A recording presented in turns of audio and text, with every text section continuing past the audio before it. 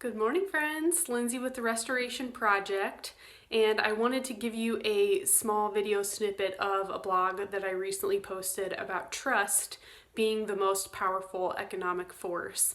And I think I read that statement in an article somewhere that then I tried to find and couldn't.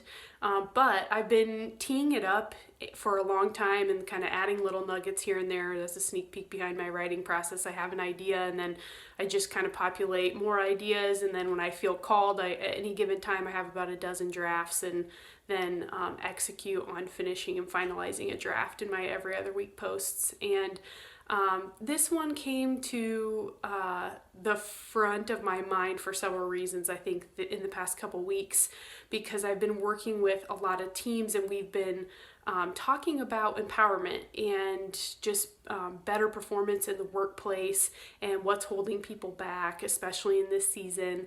And I think one of the main forces and one of the things I recognized is that as I work with individuals or a group of individuals, a team, that's one element. I can help get them out of their own way, work through their personal histories, set aside some of their fears and limiting beliefs, and really get them back to clarity, confidence, and a little small unit of trust and understanding.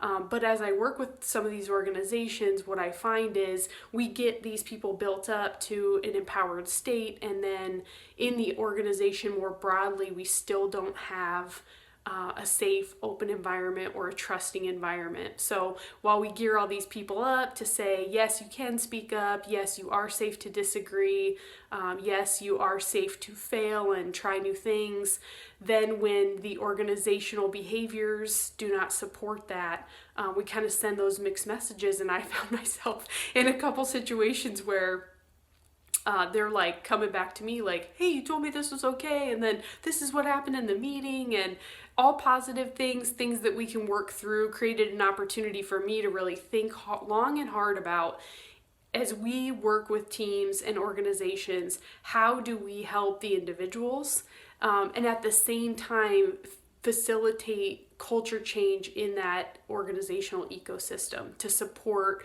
the kind of the success statements or the kind of vision-based statements of where we want to go, and how do we do that at the same time. And so I've started incorporating that a lot more in the work that I do, and it's important that we're aligned with the people all the way at the top, so that when these things happen, we have a system by which we can kind of go through and fix. And it takes a lot of time, and I think this is where sometimes the benefit of having an outsider solely focused on change is important, because it takes a lot of being there in the micro behaviors. So helping people get confident enough to speak up, coaching them through what that could look like, getting them prepared mentally, emotionally, and even what are the words you're going to say, whether that's internal conversations or external with customers. I love to work with salespeople on these things.